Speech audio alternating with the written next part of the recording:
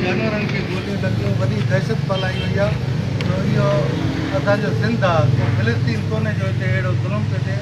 असां ज़ुल्म जे ख़िलाफ़ गॾु थी उथिया आहियूं अॼु, ऐं लख आफ़रीन था ॾियूं असां ॿियनि बिरादरियुनि खे, सियासी समाजी धड़नि खे, जिन असां सां मुकमल साथ ॾिनो आहे। असां उन्हनि जे तावन सां इनशा भरपूर नमूने मुज़ाहिरो करे कातिलनि खे केफ़र किरदार ताईं पहुचाईंदासीं। असांजो पूरी वक़्तु SSP सांगड़ फ़र्क़ लंजार खे फौरी तौर हटाए उन जी जॻह ते कोई ईमानदार ऑफिसर मुक़ररु करे ऐं जेको आहे ज़ाहिद उमराणी खे गिरफ़्तार करे हवाली जांच कराई वञे।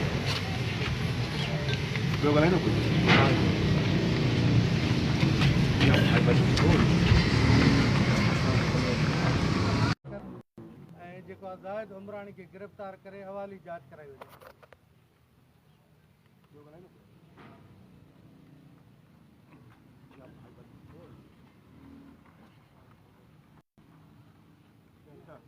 बिस्मिल्लाहिर्रहमानिर्रहीम। सही मसइलो इहा आहे त सांगड़ ज़िले में ॻोठ कड़ियो मोहम्मद अचल बोदाणी में जेको ख़ासि केली बिरादरी ते हमिलो कयो वियो आहे ऐं हो लाबारो करे रहिया हुआ, कणिक जी ढोई करे रहिया। 3 माण्हू उन्हनि जा क़तल थी विया आहिनि, 27-28 माण्हू उन्हनि जा जेको आहे ज़ख़्मी थी पिया आहिनि ऐं हमला औरतूं हुयूं, उन्हनि जा ॿार ज़ाया थी विया आहिनि। असां सुप्रीम कोर्ट खां, वज़ीर आज़म खां, सदर पाकिस्तान, वज़ीर आला सभिनी खां अपील था कयूं ऐं सभिनी जेका संगत हिते सिविल सोसाइटी जा आहिनि असां उन्हनि जा बि शुक्रगुज़ार आहियूं जिन असांजे तावन साथ ॾिनो आहे।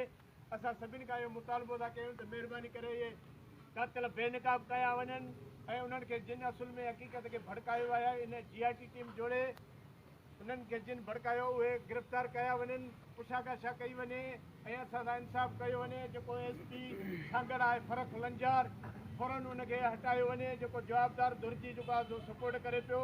सरकारी हथियार इस्तेमालु कया विया आहिनि।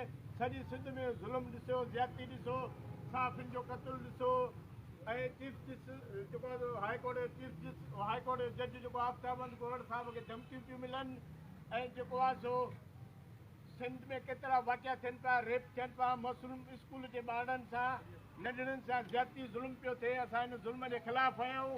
इंशाअल्लाह सॼी सिंध में ख़ासि केली बिरादरी हर बिरादरी सां, हर मज़लूम सां साथ ॾींदी। असां ख़ासि केली बिरादरी हर ज़ुल्म जे ख़िलाफ़ रहिया आहियूं ऐं क़बाइली जड़नि जे ख़िलाफ़ रहिया आहियूं। असां परमुन कबीलो आहियूं, परमुन असांजो इतिजाज आहे। महिरबानी करे अला अख़्तियारियूं असां सां इंसाफ़ कनि। जेकॾहिं इंसाफ़ न थियो, कातिल गिरफ़्तार न थिया त हीअ असां इतिजाज जो दाइरो अञा बि वधाए सघूं था, सॼी सिंध में इतिजाज करे सघूं था। परमुन इतिजाज असांजो हक़ आहे। महिरबानी।